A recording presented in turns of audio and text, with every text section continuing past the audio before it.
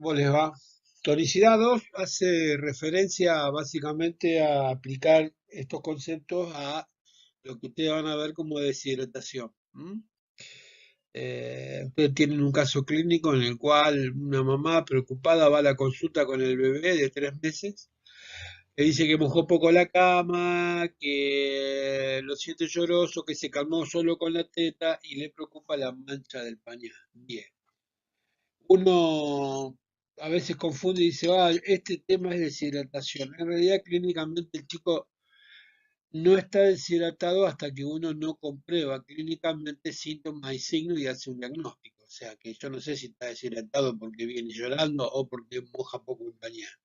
Lo que sí, uno empieza a través del interrogatorio y del examen físico a recabar datos de la criatura y establecer a través del interrogatorio, vuelvo a repetir, examen físico y clínico, la definición si está o no deshidratado. Por lo tanto, si van a rendir, no arranquen hablando de deshidratación, arranquen hablando de la consulta médica pediatra, los antecedentes del chico, si toma la teta, si no toma la teta. Acá hay un dato súper importante que ustedes tienen que recalcar. El chico es un lactante exclusivo. Y ustedes vieron en nutrición que si es un lactante exclusivo, la leche materna aporta los 6 alimentos básicos, por lo tanto aporta agua. Moraleja, hasta los 6 meses, un lactante exclusivo, bien amamantado, o sea, con la técnica correspondiente, con la frecuencia de mamada. Y esto lo evalúo a través de los percentilos. Si el chico está creciendo es porque la teta alcanza lo suficiente para cubrir sus necesidades. No debería estar deshidratado. No debería estar deshidratado. Pero bueno, al margen. No sabemos si está deshidratado o no. No vamos a decir que está o que no está. Solamente vamos a plantear posibilidades. ¿eh? Ahora, lo que vamos a explicar acá es a través de un modelo gráfico, que es el modelo de Darrow-Janet, que es la deshidratación hipertónica. Para eso hacemos un repasito rápido de la regulación de la osmolaridad plasmática. Bueno, espero que les guste el tema, realmente podría explicarse mucho más, lo que pasa es que yo no puedo hacer hincapié en la parte clínica acá porque es imposible, esto es la física pura, así que bueno, espero que les sirva. De todo tienen que recordar algunas cosas fundamentales para entender esto. El líquido extracelular y el líquido intracelular en suma dan el volumen total de agua corporal. El 100% del agua corporal se divide 60% en el líquido intracelular y un 40% en el líquido extracelular. Recuerden que el líquido extracelular incluye el vascular y el intersticial. ¿Estamos de acuerdo? Bien. Eh, la osmolaridad del líquido extracelular es de 0,3 osmolar, mientras que de la del intracelular es 0,3 osmolar. ¡Uy, qué coincidencia! ¿Son iguales? Sí, son iguales. Tienen la misma concentración osmótica efectiva u osmolaridad real. Son isoosmóticos. ¿Está? Bien. Y recuerden que aparte de ser isosmóticos, son isotónicos. ¿Por qué? Porque la membrana que separa al LEC del LIC es una membrana biológica, por lo tanto es una membrana selectiva, por lo cual yo puedo hablar de tonicidad. El LEC mantiene el 40%, el LIC mantiene el 60%, por lo tanto los volúmenes del LEC y el LIC se mantienen. Esto hace a las soluciones, entre comillas, a los compartimientos isotónicos. El LEC es isotónico con respecto al LIC porque no modifica el volumen del LIC. El LEC es isotónico con respecto al LIC porque no modifica el volumen del LIC. Esto parecería ser física, pero en realidad es fisiología. La concentración del LEC está determinada fundamentalmente por el sodio extracelular, cuyo valor, y acá bueno, podemos discutir valores, oscilan entre 142 a 145 miliequivalentes por litro, mientras que la osmolaridad del líquido intracelular depende fundamentalmente del potasio. No es el único ion, pero es el más importante de todos. Entonces, si yo altero el potasio intracelular, altero la osmolaridad del LIC. Si altero la concentración de sodio extracelular, altero la osmolaridad del LEC. Mientras no se alteren y tengan estos valores aproximados, serán isosmóticos e isotónicos. ¿Eh? Bueno, para explicar un poco lo que es la deshidratación hipertónica y toda esa historia, primero vamos a explicar cómo se lee el modelo de Darrow-Janet. Yo creo que todos ya más o menos lo han visto, y si no lo verán con pollo también, y si no lo tienen ahí en alguna bibliografía seguro. Son dos cajitas o dos rectángulos, como verán a la derecha de la imagen, LEC y LIC, en este caso LEC y LIC. Fíjense que abajo puse una referencia, la flecha que indica hacia arriba marca concentración, o sea que el alto de las columnas marca concentración y el ancho de la columna marca volumen. ¿Qué puedo deducir? Que el LEC y el LIC tienen igual concentración porque tienen el mismo alto, mientras que el LIC es más ancho, por lo cual tiene mayor volumen. Esto es físico, esto es ya un modelo físico. Ahora, la membrana que separa el LED del LIC es una membrana selectiva, por lo tanto lo único que deja pasar es agua, o sea, hay ósmosis, y por ahí obviamente algún soluto en forma selectiva, pero en este caso particular, como tienen la misma concentración osmolar, hay una flecha de entrada y una flecha de salida, son iguales, por lo tanto hay un FNS igual a cero. Traduzco, F de flujo, N neto, S de solvente. Flujo neto de solvente, cero. Esto es lo que permite físicamente mantener los volúmenes del LIC y el LIC. Ahora, algunos se preguntó dónde carajo se produce flujo neto igual a cero. En la microcirculación. Si ustedes ven trabajo y tiempo libre, esto llevado a la fisiología, el flujo de solvente entre el LEC y el LIC se da solamente en la microcirculación. No hay otro lugar. En las arterias no puede haber flujo neto de solvente, queda claro, ni tampoco puede haber difusión. Entonces, la ósmosis o el efecto osmótico se da a nivel de los capilares. Esto por la duda, si algún loco te pregunta, ¿dónde es que se produce el flujo neto de solvente? Cero. Ahora recuerden esto. Esto tiene que ver con un proceso fisiológico llamado microcirculación, en donde hay una fuerza de reabsorción, una fuerza de filtración y en el balance un drenaje linfático cero. ¿Mm? Si se altera el drenaje linfático, ya el flujo neto de solvente no será cero, pero esto ya tiene que ver con la fisiología y no con la física. Si yo quiero explicar cómo se mantienen los compartimentos líquidos, puedo usar el modelo de Darrow-Jones sin ningún tipo de problema, explicándolo como lo acabo de decir. No me meto en microcirculación ni nada, explico la física. Después si algún loco te lo pregunta, bueno, acordate. Ahora, fíjense que la osmolaridad del LEC, o mejor dicho, lo que yo puedo alterar es el LEC. Lo primero que se altera es el LEC. Y como consecuencia de las alteraciones del LEC, se altera el LIC. Por eso siempre la deshidratación es del LEC y no del LIC. Deshidratación hipertónica del LEC, que como consecuencia afecta al LIC. ¿Por qué se puede alterar el LEC? Por alteración de los ingresos o alteración de los egresos. Un dato que me parecía importante era la osmolaridad de los compartimentos. Ustedes pueden confundirse si están medio apretados de tiempo la mina preguntarte cómo calcular la osmolaridad del LEC o cómo calcular la osmolaridad y vos podés contestar, y la osmolaridad es el número de partículas presentes por litro de solución. Bien, perfecto. ¿Cómo la calcula? Molaridad por número de partículas. Eso sería un error garrafal, porque eso es para soluciones, que todavía a lo mejor ni siquiera vieron. Para calcular la osmolaridad tanto del LEC como del LIC se utiliza una fórmula fisiológica. Para el LEC osmolaridad va a ser igual a la concentración de sodio extracelular por 2 más 10 miliosmolar. Primera pregunta de examen, ¿por qué por 2? Bueno, hay una ley física llamada ley de electroneutralidad que establece que si hay una X cantidad de cationes, tiene que haber exactamente igual cantidad de aniones para mantener la electroneutralidad de los compartimentos líquidos. Voy a traducirlo. Si vos tenés 145 miliequivalentes por litro de sodio disuelto en el sangre o en plasma, ¿qué tenés que tener?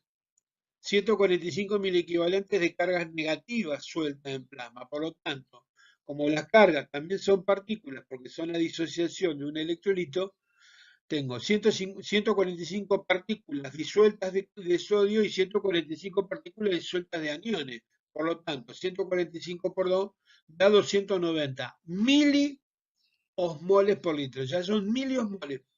Dejan de ser equivalentes. Le sumo 10 porque también tengo otras sustancias que intervienen en la molécula, como la glucosa, la albúmina y la malencoche. Por lo tanto, el resultado del es de 300 miliosmolar más menos 10.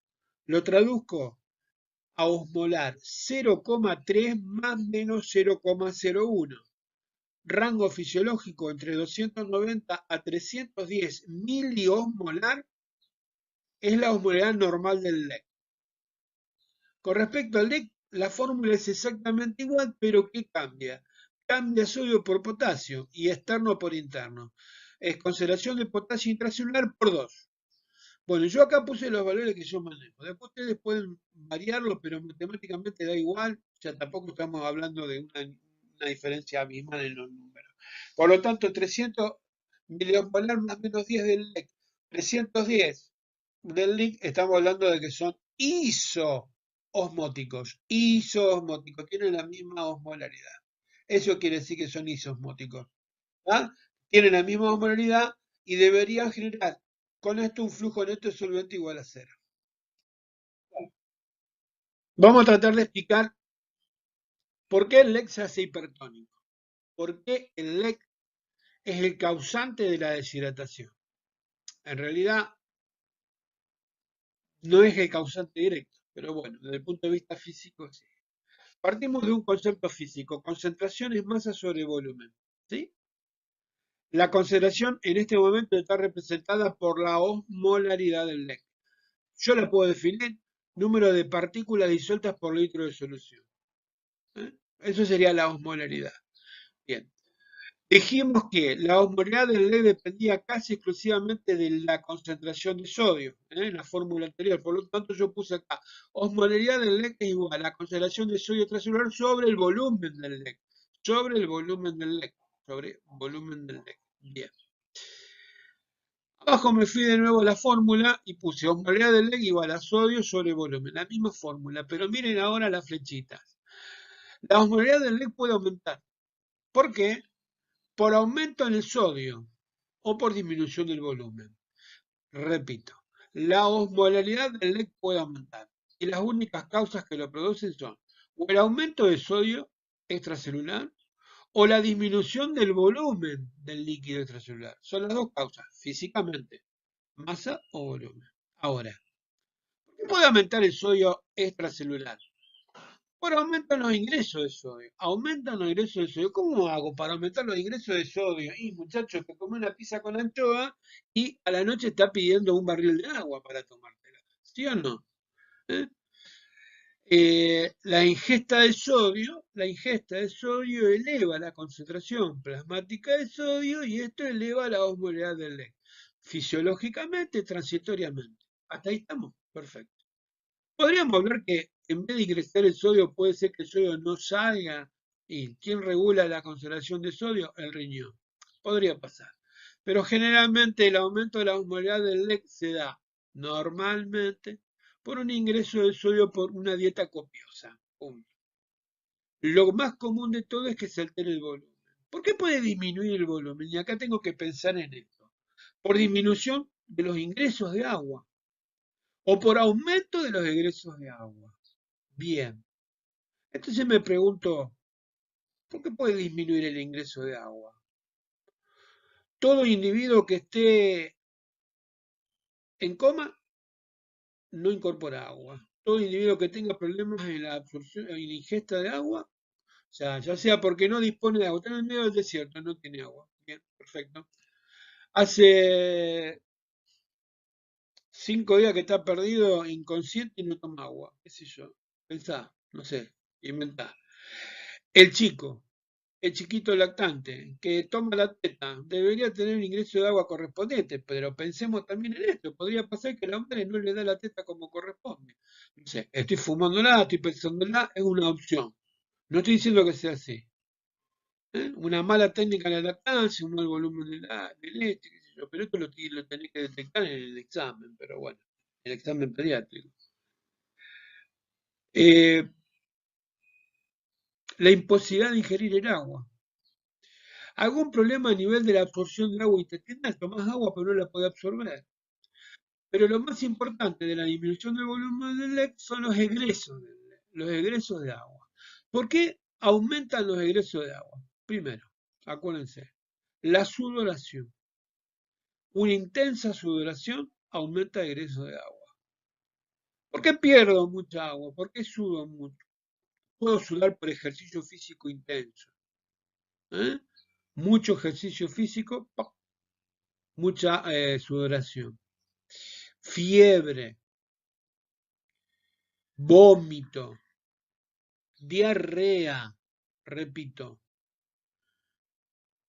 ejercicio físico intenso, fiebre, vómito, diarrea. Y también la otra, exposición a las altas temperaturas, que hacen que vos sudes, ¿sí? Que vos sudes, a lo mejor sin darte cuenta. Este dato es importante tanto en el niño como en el anciano, que van, el niño porque no tiene todavía la capacidad de termorregular y el anciano porque ha perdido el mecanismo de la sed, entonces los tipos transpiran en un día de calor y no se dan cuenta, ¿sí? Y esto hace a los egresos. Ahora, todo esto lleva a un aumento de la osmolaridad. Hay un dato también que es importante, pero ustedes no ven patología, los problemas de riñón. Cuando el riñón no puede retener agua y tiene un aumento en la diuresis. Pero bueno, por ahora quedémonos con esto. Creo que con esto van a entender cómo se produce la alteración del LEC, de la osmolaridad del LEC. Recuerden, el chiquito es un lactante exclusivo, por lo tanto, ingreso de sodio descarto. Ingresos de agua sería un dato importante, ingreso de agua relacionado con la lactancia, podría pasar, podría ser. Y con respecto a los egresos, recuerden que mojó poco el pañal, entonces no habría aumento de egresos. Entonces acá tendría un problema en la discusión. Bueno, por algo será que moja poco el pañal, ¿sí? ¿De acuerdo? Es para entrar en la discusión. Perfecto, buenísimo. Nosotros decimos siempre que no se deshidrata el que quiere, sino el que puede. ¿Cómo sería esto? Yo me quiero deshidratar. No, no, no podés deshidratar. Porque sí, necesitas alterar la homeostasis. O sea, necesitas romper con la homeostasis. ¿Cómo sería esto? Bueno, tomamos el ejemplo del aumento de la osmolaridad. Hay un aumento de la osmolaridad del leche, ya sea por aumento del sodio o por disminución del volumen, como antes nombramos. A partir de este momento, la osmolaridad del leche está aumentada. Esto es sensado por los osmorreceptores. Recuerden que los osmorreceptores en realidad sensan concentración de sodio, no osmolaridad. Pero bueno, se llaman osmorreceptores. Los osmorreceptores se dividen en dos grupos, los centrales y los periféricos. Esto es una pequeña reseña que después van a leer perfectamente bien en cualquier bibliografía, pero más o menos para que se ubiquen. Los osmorreceptores centrales y periféricos. Bien. ¿Qué hacen los osmorreceptores centrales cuando captan la hiperosmolaridad o el aumento de la concentración de sodio? Activan un mecanismo, el mecanismo de la sed, y estimulan la secreción de hormona antidiurética. ¿Qué tal? Con el mecanismo de la sed, lo que se intenta es aumentar los ingresos, porque si tengo un volumen disminuido, tengo que aumentar los ingresos para diluir físicamente. Aumenta el ingreso de agua, a mayor volumen de agua, menor concentración. Este dato es importante porque el paciente, mientras tenga sed, tiene aumentada la osmolaridad. La pregunta que hacían a veces en un final, ¿cuándo te das cuenta que ya no tiene más deshidratación? Cuando ya no tiene más sed. La sed es el mecanismo que permite regular la osmolaridad, aumenta los ingresos de agua. Y por otro lado, se activa la hormona antidiurética. La hormona antidiurética lo que va a hacer es disminuir egresos de agua. Esto lleva a que el paciente mee poco. Entonces, si a vos te llega un paciente expuesto a altas temperaturas o que tuvo fiebre y te dice, doctor, tengo mucha sed, y hace 24 horas que es medio poco, pensalo, no estará con la osmolaridad, por lo menos la osmolaridad aumentada, y esa osmolaridad aumentada no estará marcando una deshidratación hipertónica y dentro de poco vas a encontrarte con la clínica de esa deshidratación si ya no la tenés. Por eso no se deshidrata el que quiere, sino el que puede. Por otro lado, los mecanismos, los hormoreceptores periféricos a nivel renal, a nivel de la mácula densa, que van a estimular la secreción van a activar, perdón, al sistema renina, angiotensina, aldosterona. Con este sistema renina, angiotensina, aldosterona, lo que se trata de hacer es de retener agua y sodio. ¿eh? Esto tiene que ver mucho también con los vasoreceptores, o con la regulación de la presión. Entonces, si yo reduzco los egresos de agua y sodio, lo que hago es aumentar el volumen. Es más el agua que el sodio, por eso no afecta tanto la concentración. Entonces ustedes van a tener un paciente con sed, un paciente que moja poco, mea poco. Acá discutimos un puntito, yo quiero hacer hincapié en esto. El chico moja poco el pañal, dice la mamá. Bueno, habría que confirmarlo. Pero vamos a suponer que tomamos cierto eso, o sea, tomamos como verdadero, como afirmativo. ¿Por qué moja poco el pañal? ¿No será que está tratando de regular la boleta para mantener la osmolaridad? Podría ser. El problema es que tiene 3 meses y todavía no tiene totalmente maduro el sistema de regulación, pero podríamos discutirlo. ¿Ah? Podríamos discutirlo. ¿O será que entra tan poca agua que sale poca agua? Eso también podría pensarse desde el punto de vista de la física. Lo que sí tenemos que tener en cuenta es que cuando el paciente orina menos por retención de agua, ya sea porque por la acción de la hormona antidiurética o el sistema renina-angiotensina, lo que ocurre es que la orina se concentra porque vos tenés que seguir eliminando desechos por la orina. Por lo tanto, vas a tener una orina de poco volumen, pero concentrada. Esto le va a dar un color, no ámbar, sino un color un poquito más intenso. Que por ahí, que por ahí, que por ahí podría relacionarse con la mancha del pañal. ¿eh? Ahí entramos a discutir la presencia de betacaroteno, ¿sí? El aumento en la concentración y la maricoche. Bien, si esto no se da, o sea, si alguno de los mecanismos reguladores falla, ahí recién entramos en la deshidratación. ¿Por qué? Porque si yo no puedo regular la osmolaridad, lo voy a tener que hacer a través de un flujo de solvente. Ya no por riñón ni por nada, un flujo de solvente, que es lo que vamos a ver ahora. Acá ven los 3 pasos de la deshidratación hipertónica, explicado a través del modelo de Darwin. En el primer punto, en el primer punto, en el primer gráfico, ustedes ven, ustedes ven un modelo donde está el LEC con un 40% y el LIC con un 60% del volumen líquido, donde la osmolaridad del LEC es igual a la osmolaridad del LIC. Si el paciente pierde mucha agua, como ocurre generalmente, por ejemplo, en un ejercicio físico intenso, a través de la sudoración se pierde más agua que solutos. ¿eh? Se pierde más agua que solutos. Esto hace que la concentración del LEC aumente. ¿Sí? La concentración del LEC aumente. Entonces van a encontrar ahora en el segundo gráfico o esquema, llámenlo como quieran, un LEC que tiene elevada su concentración, pero el volumen del LEC todavía sigue siendo igual al de antes, comparativamente con el del LEC. Entonces, como la osmolaridad del LEC ahora es mayor, el LEC se hace hiperosmótico. Y como la membrana que separa el LEC del LIC es biológica, se hace hipertónico. ¿Por qué? Porque genera un flujo neto de solvente desde el lic al LEC. Lo que se mueve es el agua. El agua se va a mover desde el lic hacia el LEC, intentando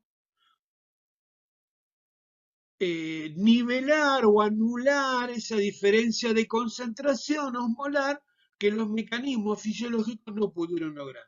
¿Se entiende? Esto sería un mecanismo físico, puramente físico, claro, tiene consecuencias. El agua se va a mover desde el lic hacia el LEC intentando diluirlo concentrado, concentrar lo diluido y anular la diferencia de concentración osmolar. Esto es así. El LEC se hace hiperosmótico e hipertónico. ¿Qué ocurre al final de cuentas? Una vez que pasó el agua y anuló la diferencia de concentración, en el tercer modelo van a ver que el LEC y el LIC tienen la misma altura, porque tienen la misma concentración, pero ¿qué ha ocurrido? Hubo una expansión del volumen del LEC y una reducción del volumen del LIC, siendo el volumen del LIC reducido lo que da la clínica del paciente. ¿Cómo ve un volumen del LIC reducido? Y bueno, la piel seca y arrugada, apergaminada, signo de pliegue cutáneo positivo, ¿eh? Presión ocular disminuida. Si el chico llora, llora sin lágrimas porque no tiene con qué fabricarlas. ¿Está? Recuerden que si bien el leque está expandido, sigo perdiendo agua. Por lo tanto, tratando de regular esta pérdida, el paciente mea poco, concentrado, está con sed, perdió mucha agua, por más que expandimos el desde el punto de vista físico, hay poca volemia, puede estar taquicárdico, puede no, está taquicárdico, está hipotenso, taquicárdico, hipotenso, orina poco, con una orina oscura, ¿sí? Todo esto es la clínica de la deshidratación hipertónica. ¿Por qué? Por reducción del LEC y expansión del LEC. Cuando uno dice expansión del LEC, cuando uno dice expansión del LEC, no es que el LEC aumente el volumen. En realidad el LEC, vos le estás metiendo agua al LEC, que la sacaste del LEC, pero la seguís perdiendo, porque mientras tenga la cosa en la deshidratación, la seguís perdiendo. ¿Se entendió? Bueno, una vez que yo ya tengo la deshidratación hipertónica instalada y tengo a mi paciente con todas las alteraciones del medio interno, hice diagnóstico y ahora tengo que tratar.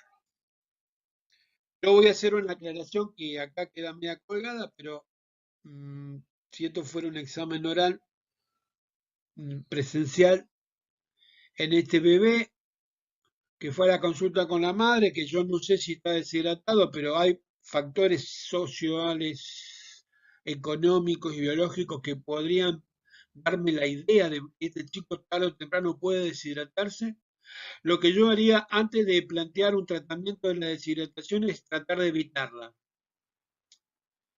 ¿Cómo evito la deshidratación en un lactante exclusivo? Y bueno, corrigiendo la lactancia, indicando que la lactancia debe ser una lactancia a libre demanda, o sea, ofrecerle la teta todas las veces que pueda, mantenerlo en un ambiente fresco, controlar la temperatura, controlar su signo vital y su estado de conciencia. Con eso me quedaría tranquilo. Ahora, si el chico tiene menos de 6 meses y está deshidratado, pregunta de examen final, ni se te ocurre darle sales de rehidratación por vía oral, por un simple motivo. El aparato digestivo de un lactante exclusivo no está preparado para las sales de rehidratación.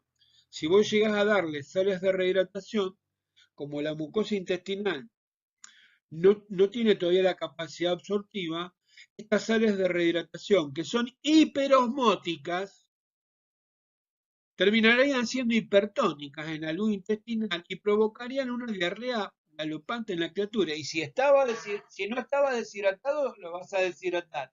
Y si estaba deshidratado, vas a agravar su cuadro. Por lo tanto, está totalmente contraindicado el uso de sales de rehidratación por vía oral para lactante exclusivo. A partir de los 6 meses, hablamos de otra cosa. A partir de los 6 meses podemos hablar de sales de rehidratación. Siempre teniendo en cuenta la lactancia, pero bueno, acordate que la lactancia es hasta el año, así que. Y ya a partir de los 6 meses vos le podés dar otras comidas, entonces podemos aportar sales de rehidratación. En realidad, antes de llegar a las sales de rehidratación, lo que se puede hacer es aportar jugos naturales, que no solamente aportan agua, sino que aportan nutrientes y ese tipo de cosas que ayudan no solamente a cubrir la hidratación, sino también los aportes energéticos. Pero bueno, si te toca darle sales de rehidratación, la OMS, la OMS recomienda este tipo de sales. Sobres que contienen 3,5 gramos de cloruro de sodio, 2,5 gramos de bicarbonato de sodio, 1,5 gramos de cloruro de potasio, más un 20% de glucosa. Todo el contenido del sobre se disuelve en un litro de agua. Ojo, litro de agua potable, pero guarda, previamente hervida. ¿Estamos de acuerdo? Bien. Las áreas de rehidratación son soluciones verdaderas, desde el punto de vista físico. Son hiperosmóticas, pero son hipotónicas. ¿De acuerdo? Porque la glucosa, una vez que se absorbió, pasa a la luz, una vez que pasa, ingresa a la célula, es consumida, y lo que quedan son los iones dando vuelta para reponer en los electrolitos. Eh, Te dicen, los que saben, que cuando vos tenés que tratar la deshidratación en un niño, o en un adulto también, pero en un niño, tenés que probar la tolerancia gástrica. Esto implica darle de a poquito la cucharita cada 5 minutos, ver la tolerancia gástrica para evitar el vómito.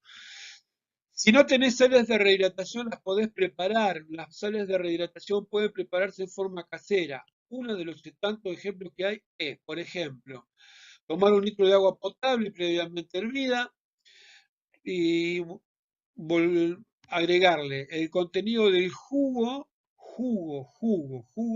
de 2 cítricos medianos, ¿tá? Una cucharada tamaño té de bicarbonato de sodio, esto es para reponer el bicarbonato, de polvo, perdón, de bicarbonato de sodio no, de polvo de hornear. El polvo de hornear tiene bicarbonato de sodio. Chicos, tal vez ustedes no lo usen, pero la gente humilde, por ahí, consigue bicarbonato, polvo de hornear y harina común. Entonces, cuando quiere hacer fideo, hace harina común. Y cuando quiere hacer alguna otra boludez, le pone polvo de hornear, entonces no tiene que comprar 2 tipos de harina. Esto yo, sinceramente, no puedo decir que se use todos los días, pero bueno, es polvo de hornear. ¿Ah? El jugo de 2 cítricos medianos es lo que aporta tanto cloruro de sodio como cloruro de potasio, ¿sí? Y 2 cucharadas soperas de azúcar. 2 cucharadas soperas de azúcar, todo disuelto en un litro de agua. Hay otras recetas, ¿eh? Ok. Y si no, los jugos estos deportivos, el Gatorade, que también sirve como sales de rehidratación. Si la deshidratación es considerable, o sea, yo considero que el paciente no puede estar en la casa y debe estar internado, lo que hago es por vía endovenosa. Por vía endovenosa lo que se dan son soluciones hipotónicas. El clásico ejemplo que yo tengo es el suero glucosado, al 5% o al 20%. La diferencia es al 5% es hiposmótica, al 20% es hiperosmótica, pero en las dos termina siendo hipotónica, porque la glucosa difunde y lo que queda es el agua en el LEC, y el agua diluye. Esto está resumido puramente físico con algunos conceptos de la fisiología que me parecieron importantes y que no podíamos dejar de marcar acá. Pero creo que desde el punto de vista físico todo lo que tenés que saber está acá. Cualquier cosa, chicos, nos estamos viendo. Un abrazo.